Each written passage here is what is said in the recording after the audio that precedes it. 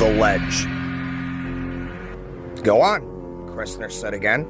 Look in the bag. We were in his penthouse apartment, 43 stories up. The carpet was a deep-cut pile, burnt orange. In the middle, between the Basque sliding chair where Kressner sat and the genuine leather couch where no one at all sat, there was a brown shopping bag. If it's a payoff, forget it, I said. I love her. It's money, but it's not a payoff. Go on, look. He was smoking a Turkish cigarette in an onyx holder. The air-conditioned system allowed me just a dry whiff of tobacco and then whipped it away. He was wearing a silk dressing gown on which a dragon was embroidered. His eyes were calm and intelligent behind his glasses. He looked just like what he was. An A number 1 500 carat die-in-the-wool son of a bitch. I loved his wife, and she loved me. I'd expected him to make trouble. I knew this was it. I just didn't know what brand it was. I went to the shopping bag and tipped it over. Banded bundles of currency tumbled out onto the rug. All 20s. I picked one of the bundles up and counted. 10 bills to a bundle. There were a lot of bundles. $20,000, he said, and puffed on his cigarette. I stood up. Okay. It's for you. I don't want it. My wife comes with it. I didn't say anything. Marcia had warned me how it would be. He's like a cat, she said.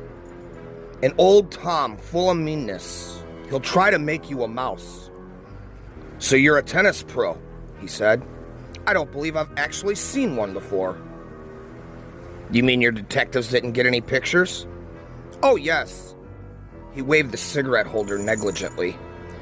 Even a motion picture of the two of you at the Bayside Motel. A camera was behind the mirror. But pictures hardly the same, are they? If you say so. He'll keep changing tracks, Marcia said. It's the way he pulls people on the defensive. Pretty soon, he'll have you hitting out at where you think he's going to be, and he'll get you someplace else. Say as little as possible, Stan. And remember, I love you. I invited you up here because I thought we should have a little man-to-man chat, Mr. Norris. Just a pleasant conversation between two civilized human beings, one of whom has made off with the other's wife. I started to answer and decided not to. Did you enjoy San Quentin? Kressner said, puffing lazily. Not particularly. I believe you passed 3 years there. A charge of breaking and entering, if I'm correct? Marcia knows about it. I said it and immediately wished I hadn't. I was playing his game. Just what Marcia had warned me against. Hitting soft lobs for him to smash back. I've taken the liberty of moving your car, he said, glancing out the window at the far end of the room. It really wasn't a window at all. The whole wall was glass. In the middle was a sliding glass door. Beyond it, a balcony the size of a postage stamp. Beyond that, a very long drop. There was something strange about the door. I couldn't quite put my finger on it. This is a very pleasant building, Kressner said. Good security, closed-circuit TV, all that. When I knew you were in the lobby, I made a telephone call. An employee then hotwired the ignition to your car and moved it from the parking area here to a public lot several blocks away. He glanced up at the modernistic sunburst clock above the couch. It was 8:05. At 8:20, that same employee will call the police from a public phone booth concerning your car. By 8:30, at the latest, the minions of the law will have discovered over 6 ounces of heroin hidden in the spare tire of your trunk. You will be eagerly sought after, Mr. Norris.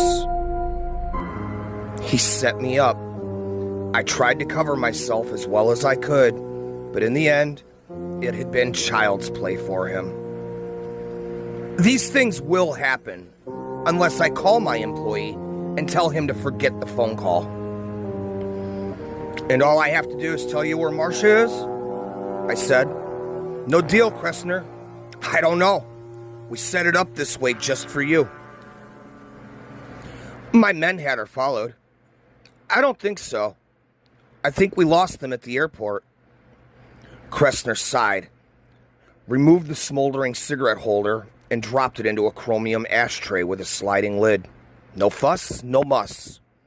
The used cigarette and Stan Norris had been taken care of with equal ease. Actually, he said, you're right, the old ladies' room vanishing act. My operatives were extremely vexed to have been taken in by such an old ruse. I think it was so old they never expected it. I said nothing. After Marcia had ditched Kressner's operatives at the airport, she had taken the bus shuttle back to the city and then to the bus station. That had been the plan. She had $200, all the money that I had in my savings account. $200 and a Greyhound bus could take her any place in the country. Are you always so uncommunicative? Kressner asked. He genuinely sounded interested. Marcia advised it. A little more sharply, he said. Then I imagine you'll stand on your rights when the police take you in. And the next time you see my wife could be when she's a little old grandmother in a rocking chair. Have you gotten that through your head? I understand that possession of 6 ounces of heroin could get you 40 years. That won't get you Marcia back. He smiled thinly. And that's the nub of it, isn't it? Shall I review where we are? You and my wife have fallen in love. You have had an affair, if you want to call a series of one-nighters in cheap motels an affair. My wife has left me. However, I have you, and you are in what is called a bind. Does that summarize it adequately? I can understand why she got tired of you, I said. To my surprise, he threw his head back and laughed. You know, I rather like you, Mr. Norris. You're vulgar, you're a piker, but you seem to have heart. Marcia said that you did.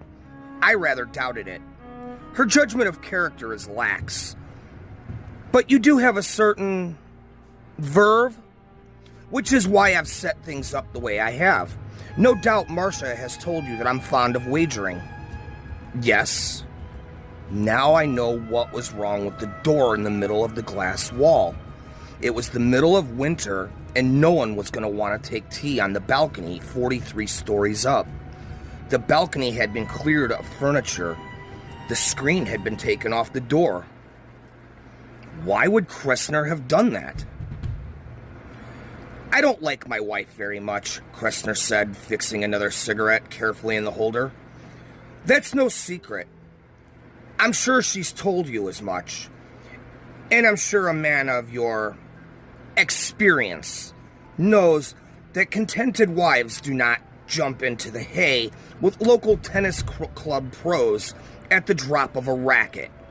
In my opinion, Marcia is a prissy, whey-faced little prude, a whiner, a weeper, a bearer of tales.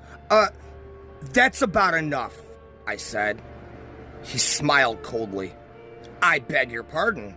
I keep forgetting we're talking about your beloved. It's 8:16. Are you nervous? I shrugged. Tough to the end, he said, and lit a cigarette.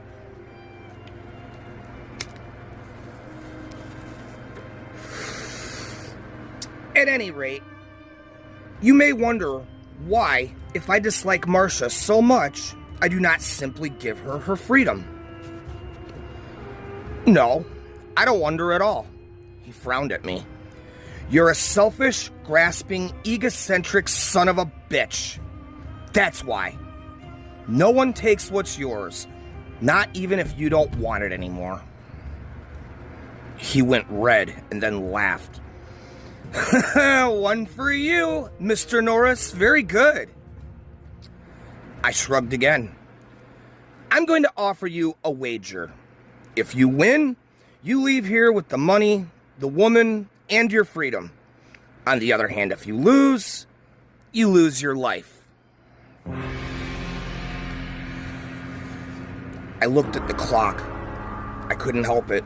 It was 8:19. All right, I said. What else? It would buy time. At least, time for me to think of a way to beat it out of here, with or without the money. Kressner picked up the telephone beside him and dialed a number. Tony, Plan 2. Yes. He hung up. What's Plan 2? I asked. I'll call Tony back in 15 minutes. He will remove the offending substance from the trunk of your car and drive it back here. If I don't call, he will get in touch with the police. Not very trusting, are you? Be sensible, Mr. Norris. There is $20,000 on the carpet between us. In this city, murder has been committed for 22 cents. What's the bet? He looked genuinely pained. Wager, Mr. Norris. Gentlemen make wagers. Vulgarians place bets. Whatever you say. Excellent. I've seen you looking at my balcony.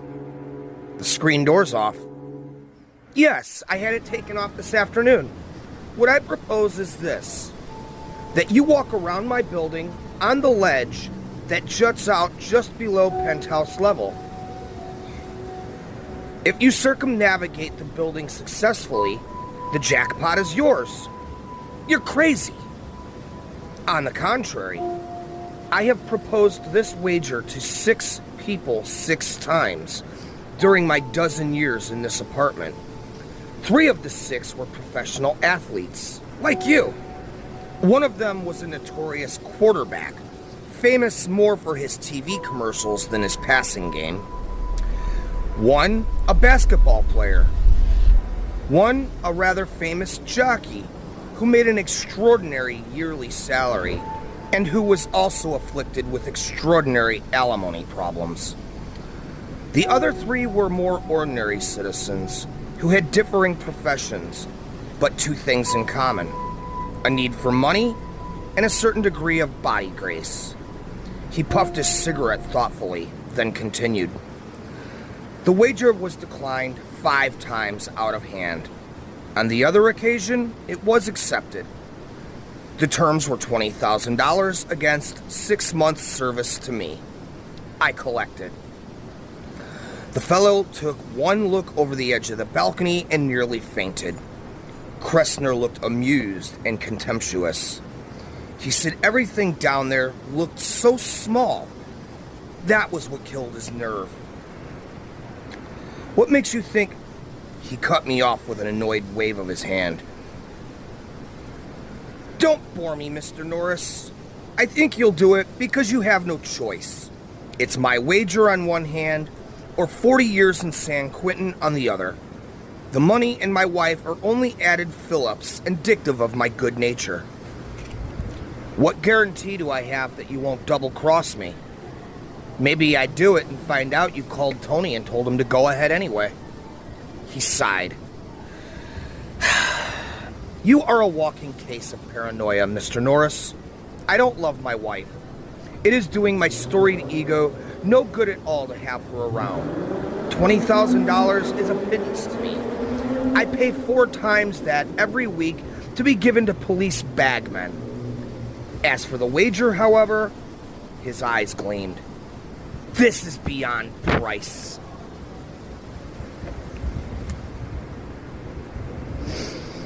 I thought about it, and he left me. I suppose he knew that the real Mark always convinces himself.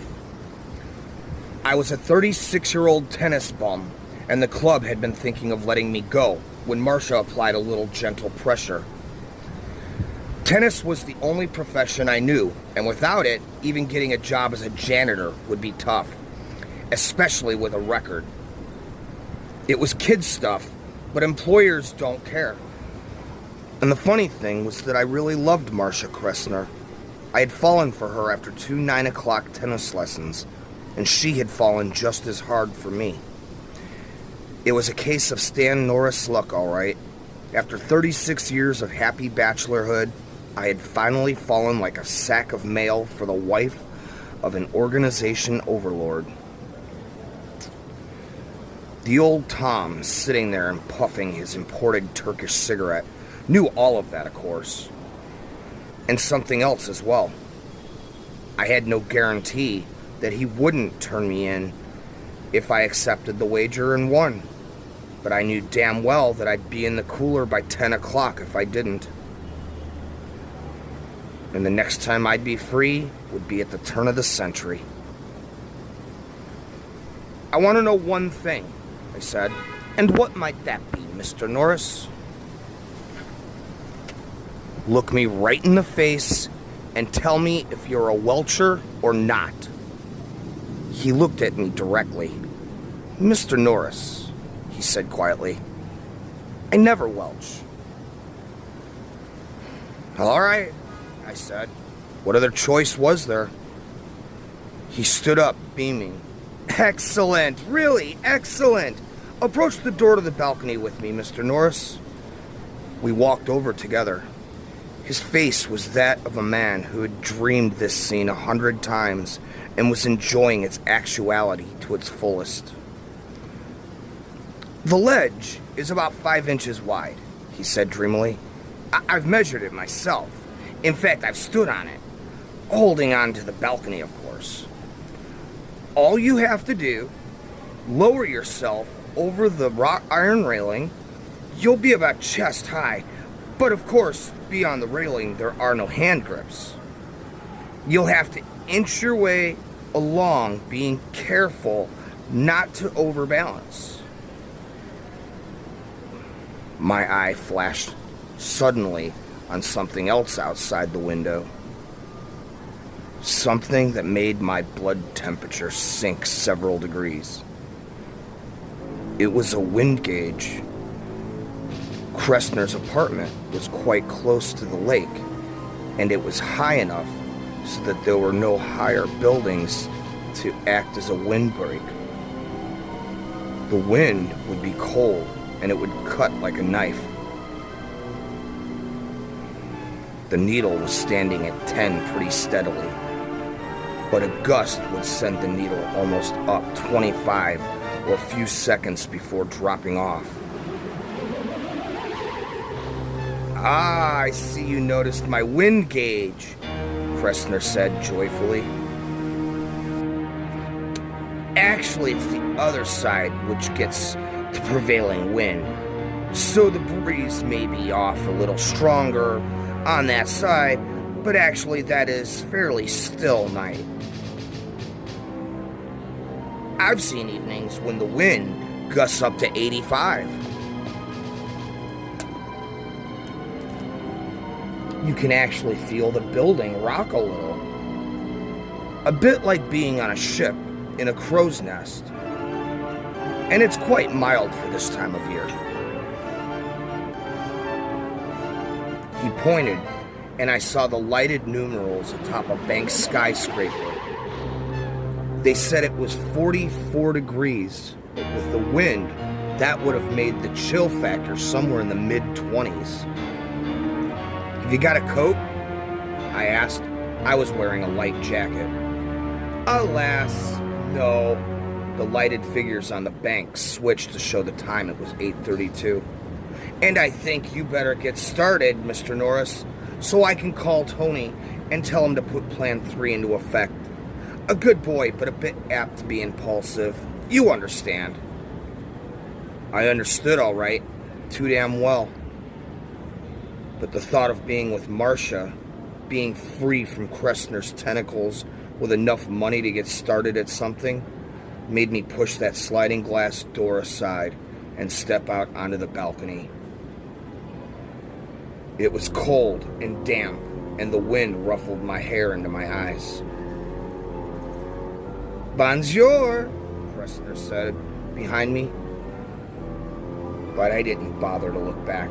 I approached the railing. But I didn't look down. Not yet.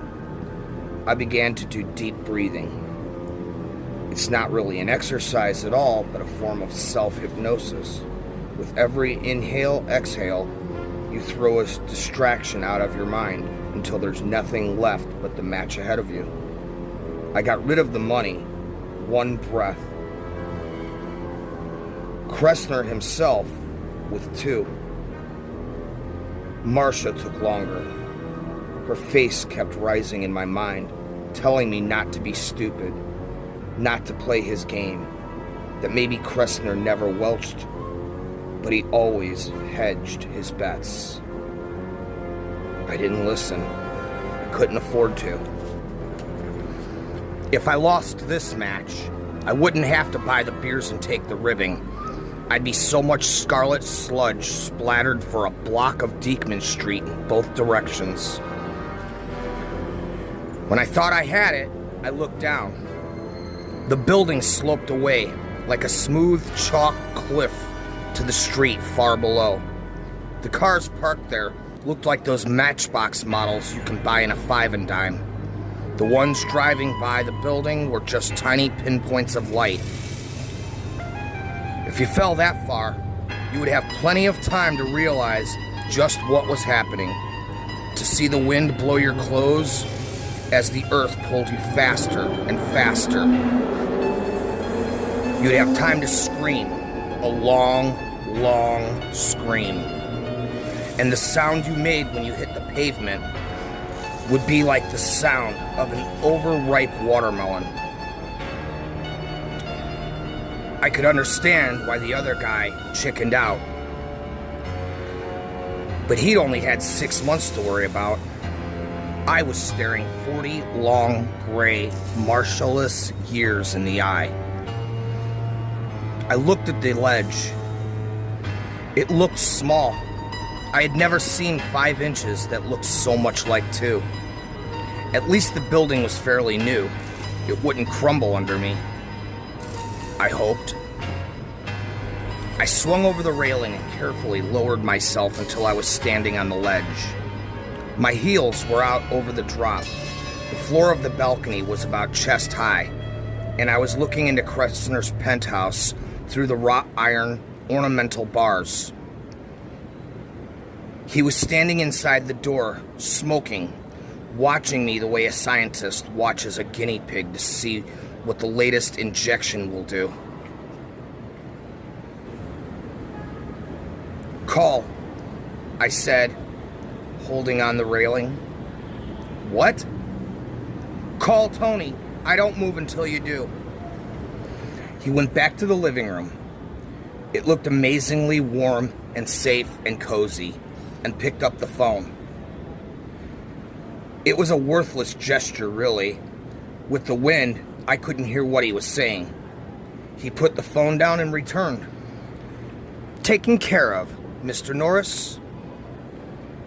"It better be." "Goodbye, Mr. Norris. I'll see you in a bit. Perhaps." It was time to do it. Talking was done. I let myself think of Marcia one last time. Her light brown hair, her wide gray eyes, her lovely body, and then put her out of my mind for good. No more looking down either. It would have been easy to get paralyzed looking down through that space. Too easy to just freeze up until you lost your balance or just fainted from fear. It was time for tunnel vision. Time to concentrate on nothing but the left foot, right foot. I began to move to the right, holding onto the balcony's railing as long as I could. It didn't take long to see I was going to need all the tennis muscles my ankles had. With my heels beyond the edge, those tendons would be taking all my weight. I got to the end of the balcony, and for a moment, I didn't think I was going to be able to let go of the safety. I forced myself to do it. 5 inches? Hell, that was plenty of room. If the ledge were only a foot off the ground, instead of 400, you could breeze around this building in 4 minutes flat, I told myself. So, just pretend it is. Yeah, and if you fall from a ledge a foot off the ground, you just say rats and try again. Up here, you only get one chance. I slid my right foot further, and then brought my left foot to it. I let go of the railing. I put my hands open and up, allowing the palms to rest against the rough stone of the apartment building. I caressed the stone. I could have kissed it. A gust of wind hit me, snapping the collar of my jacket against my face, making my body sway on the ledge. My heart jumped into my throat, and I stayed up there until the wind died down. A strong enough gust would have peeled me right off that perch and sent me flying into the night. And the wind would be even stronger on the other side. I turned my head to the left, pressing my cheek against the stone. Kressner was leaning against the balcony watching me. "Enjoying yourself?" he asked affably. He was wearing a brown camel's hair overcoat. "I thought you didn't have a coat," I said. "I lied," he answered equitably. "I lie about a lot of things." "What's that supposed to mean?" "Nothing. Nothing at all. Or perhaps it does mean something." "A little psychological warfare, eh, Mr. Norris?" "I should tell you not to linger over long. The ankles grow tired, and if they should give way..." He took an apple out of his pocket and bit into it, and then he tossed it over the edge. There was no sound for a long time, then a faint and sickening plop. Kressner chuckled. He had broken my concentration, and I could feel panic nibbling at the edges of my mind with steel teeth. A torrent of terror wanted to rush in and drown me. I turned my head away from him. I did my deep breathing, flashing the panic away.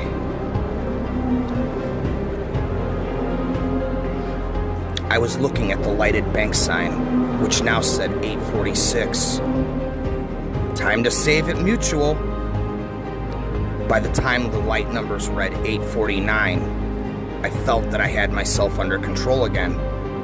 I think Kressner must have decided I'd frozen, and I heard a sardonic patter of applause when I began to shuffle towards the corner of the building again. I began to feel cold. The lake had wetted the edge of the wind. Its calm dampness bit at my skin like an auger. My thin jacket billowed out behind me as I shuffled along. I moved slowly, cold or not. If I was going to do this, I would have to take it slowly and deliberately. If I rushed, I would fall. The bank clock read 8:52 when I reached the corner. It didn't appear to be a problem. The ledge went right around, making a square corner. But my right hand told me that there was a crosswind, that if I got caught leaning the wrong way, I would take a very long ride very quickly. I waited for the wind to drop, but for a long time it refused, almost as though it were Kressner's willing ally. It slapped against me with vicious, invisible fingers, prying and poking and tickling. At last, after a particularly strong gust had made me rock on my toes, I knew that I could wait forever, and the wind would never drop all the way off. So the next time it sank a little, I slipped my right foot around, clutching both walls with my hands. Made the turn. The crosswind pushed me 2 ways at once, and I tottered. For a second, I was sickeningly sure that Kressner had won his wager. Then I slid a step further along and pressed myself tightly against the wall. A held breath slipping out of my dry throat. That was when the raspberry went off, almost in my ear. Startled, I jerked back to the very edge of balance. My hands lost the wall and pinwheeled crazily for balance. I think that one of them had hit the stone face of the building and I would have been gone. But after what seemed like an eternity, gravity decided to let me return to the wall instead of sending me down to the pavement 43 stories below. My breath sobbed out of my lungs in pained whistle. My legs were rubbery. The tendons in my ankles were humming like high-voltage wires. I had never felt so mortal. The man with the sickle was close enough to read over my shoulder. I twisted my neck, looked up, and there was Kressner, leaning out of his bedroom window 4 feet above me. He was smiling, and in his right hand, he had a New Year's Eve noisemaker. "Just keeping you on your toes," he said. I didn't waste my breath. I couldn't have spoken above a croak anyway. My heart was thudding crazily in my chest.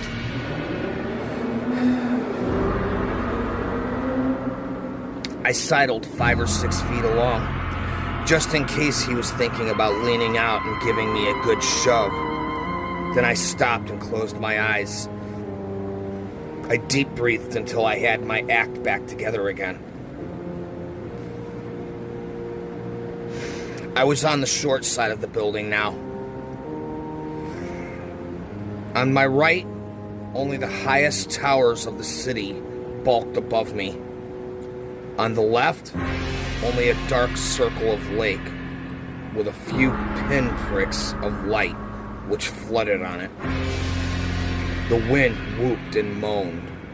The crosswind at the second corner was not so tricky.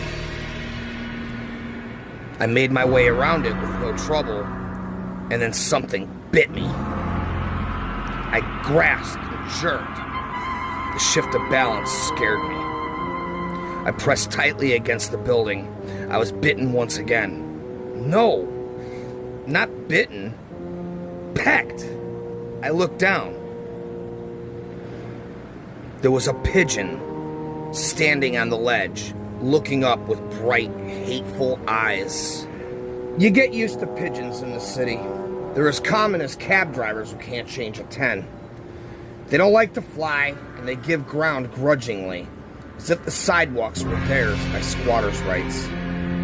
Oh yes, and you're apt to find their calling cards on the hood of your car.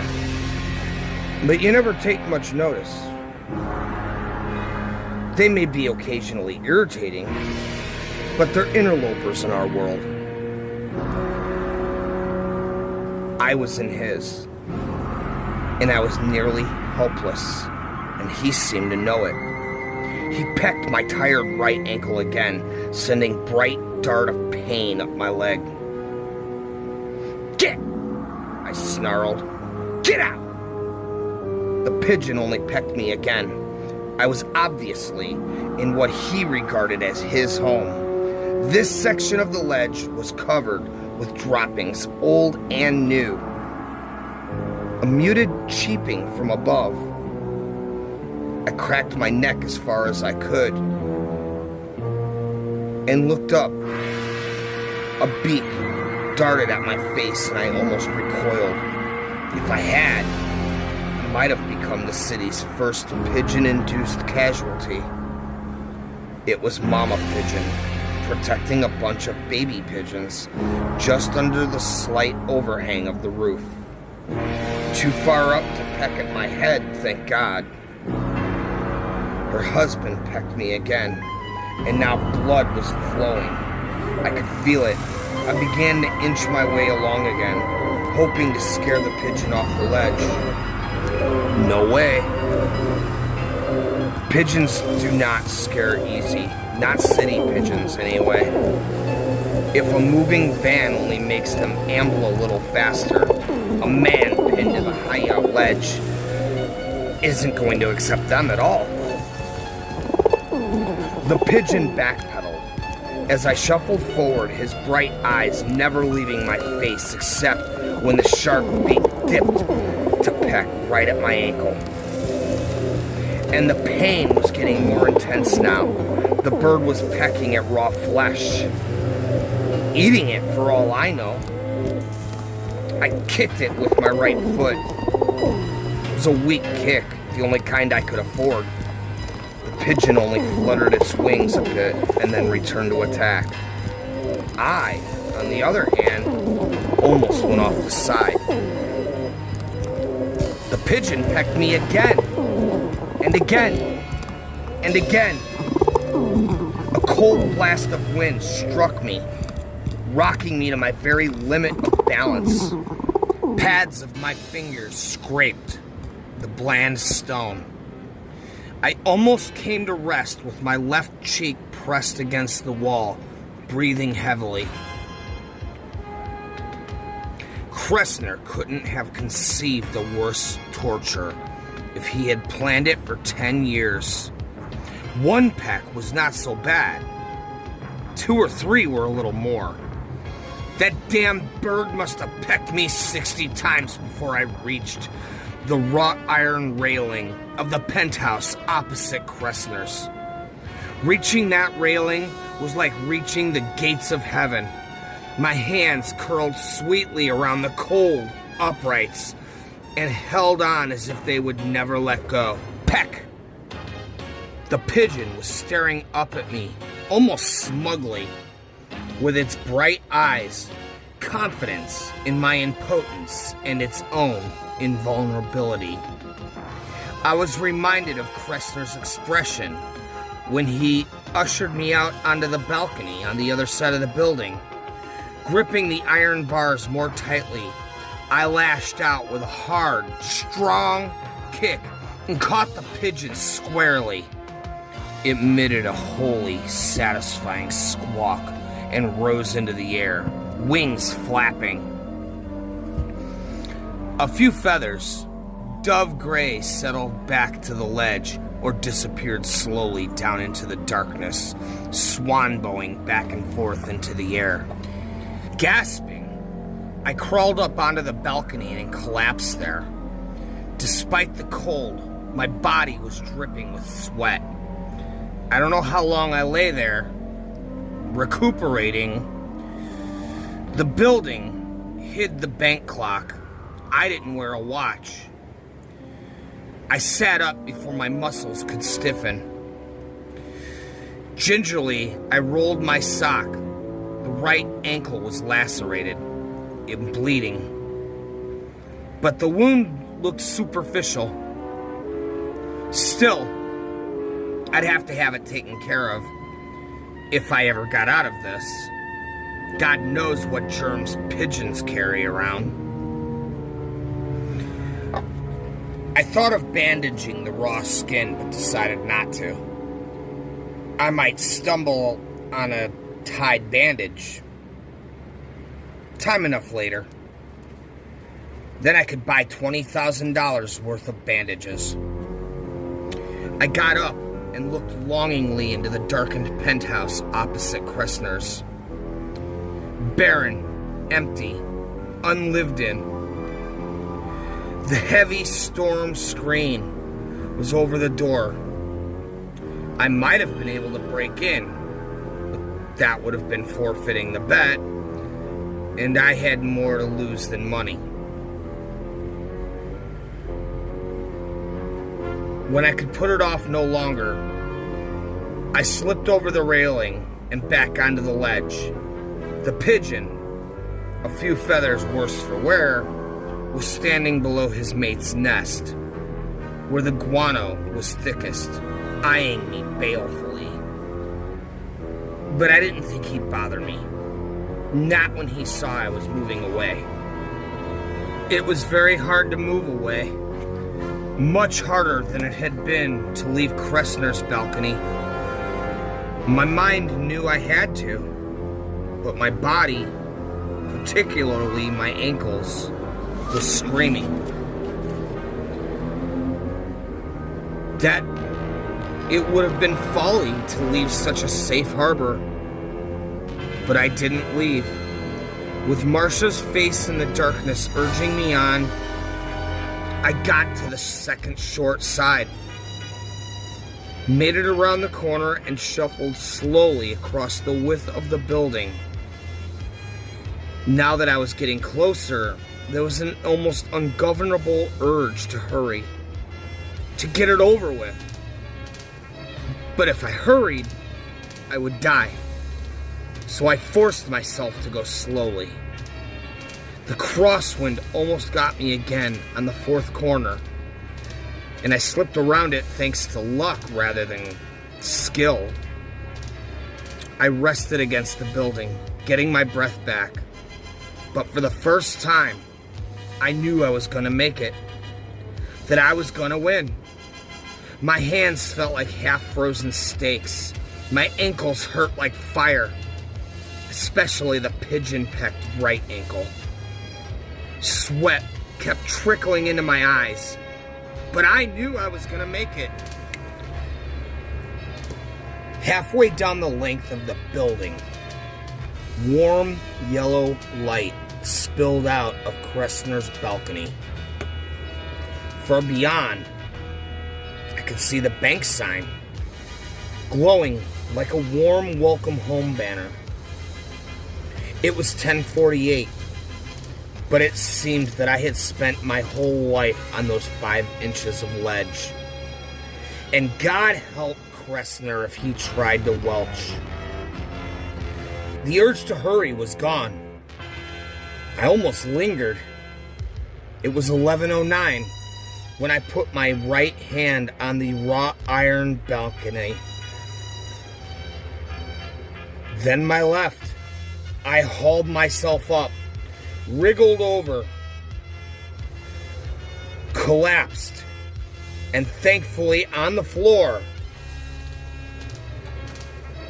And then I felt the cold steel muzzle of a .45 against my temple. I looked up and I saw a goon ugly enough to stop Big Ben in his clockwork. He was grinning. "Excellent!" Kressner's voice said from within. "I applaud you, Mr. Norris." He proceeded to do just that.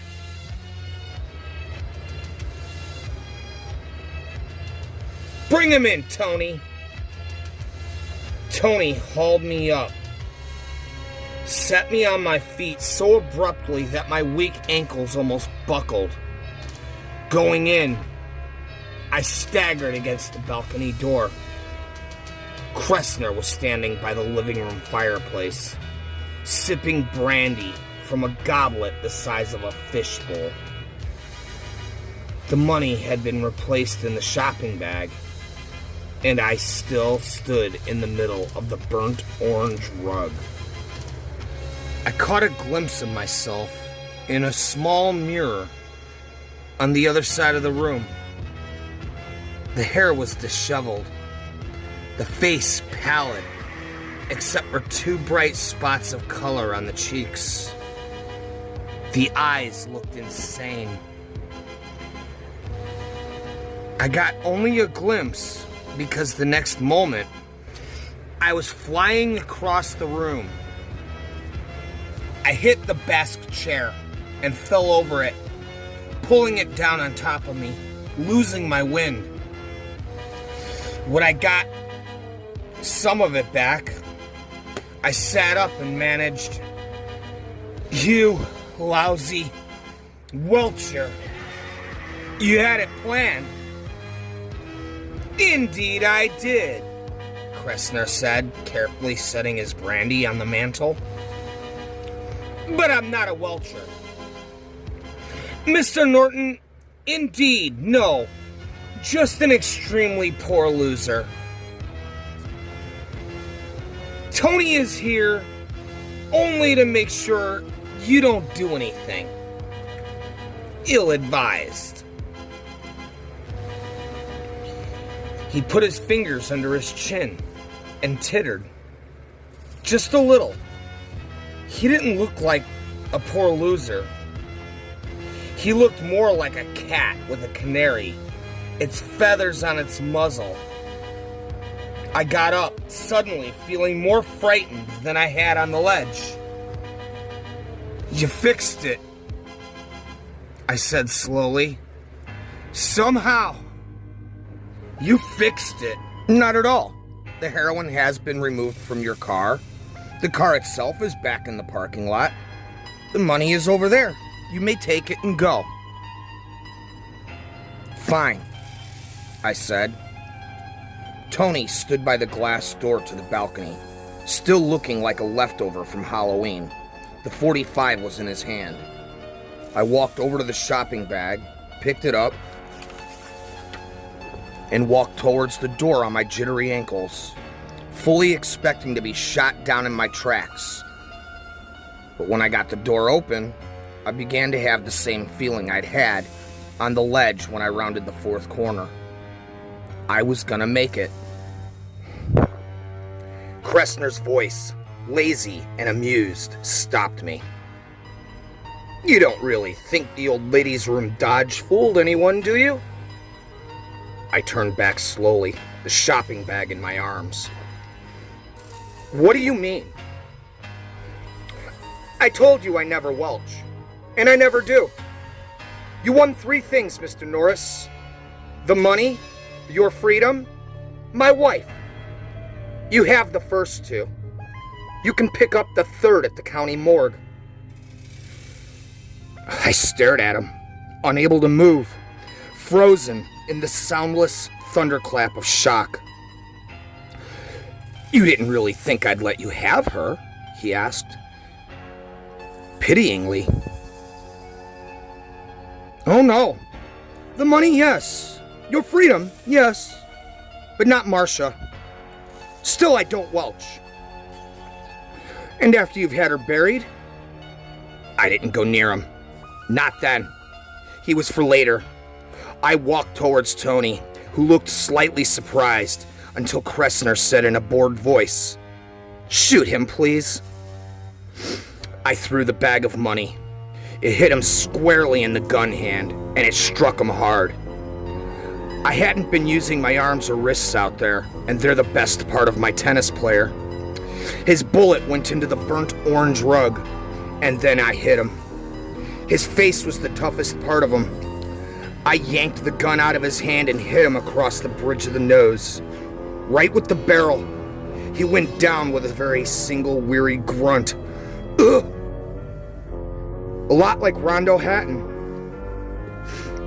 Kressner was almost out the door when I snapped a shot over his shoulder and said, "Stop right there, or you're dead." He thought about it and he stopped. When he turned around, his cosmopolitan world-weary act had curled a little, right around the edges. It curled a little more when he saw Tony on the floor choking on his own blood. "She's not dead," he said quickly. I had to salvage something, didn't I?" He gave me a sick, cheese-eating grin. "I'm a sucker, but I'm not that big of a sucker," I said. My voice sounded lifeless, like it was dead.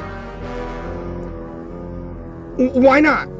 Marcia had been my life, and this man had put her on the slab." With a finger trembling slightly, Kressner pointed at the money, tumbled across Tony's feet. That, he said, "that's chicken feed. I can get you 100,000, or 2, or 5, or how about 1 million? All of it in a Swiss bank account. How about that? How about..." "I'll make you a bet," I said slowly. He looked from the barrel of the gun to my face. A bet," I repeated. "Not a wager, just a plain old bet. I'll bet you that you can't walk around this building on that ledge out there." His face went dead pale. For a moment, I thought he was gonna faint. You, he whispered. These are the stakes, I said in my dead voice. If you make it, I'll let you go. How's that? No, he whispered. His eyes were hung, staring. Okay, I said, and I cocked the pistol. No, wait, he said, holding out his hands. No, don't, all right. He licked his lips. I motioned with the gun, and he preceded me out onto the balcony. You're shaking, I told him. That's gonna make it harder. 2 million, he said. He couldn't get his voice above a husky whine. 2 million unmarked bills. No, I said. Not for 10 million. But if you make it, you go free. I'm serious. A minute later, he was standing on the ledge. He was shorter than I. You could just see his eyes over the edge. Wide and beseeching. His white-knuckled hands gripping the iron rail like prison bars. Please, he whispered. Anything. You're wasting time, I said. Takes it out of the ankles. But he wouldn't move. Not until I had put the muzzle of the gun against his forehead. Then he began to shuffle, slightly to the right. I glanced up at the bank clock. It was 11:29. I didn't think he was going to make it. Not at first. Not to that first corner. He didn't want to budge at all. And when he did, he moved jerkily, taking risks with his center of gravity. His dressing gown billowing into the night. He disappeared around the corner and out of sight. At 12:01, almost 40 minutes ago. I listened closely for the diminishing scream as the crosswind got him. But it didn't come. Maybe the wind had dropped. I do remember thinking that the wind was on his side out there when I was outside on that ledge. Or maybe he was just lucky.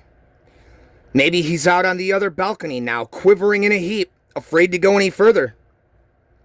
But he probably knows that if I catch him there when I break into the other penthouse, I'll shoot him down like a dog. And speaking of the other side of the building, I wonder how he likes that pigeon. Was that a scream? I don't know. It might have been the wind. It doesn't matter. The bank clock says 12:44. Pretty soon I'll break into the other apartment and check the balcony. But right now, I'm just sitting here on Kressner's balcony with Tony's .45 in my hand, just on the off chance that he might come around that last corner with his dressing gown billowing out behind him. Kressner says he never welched on a bet, but I've been known to.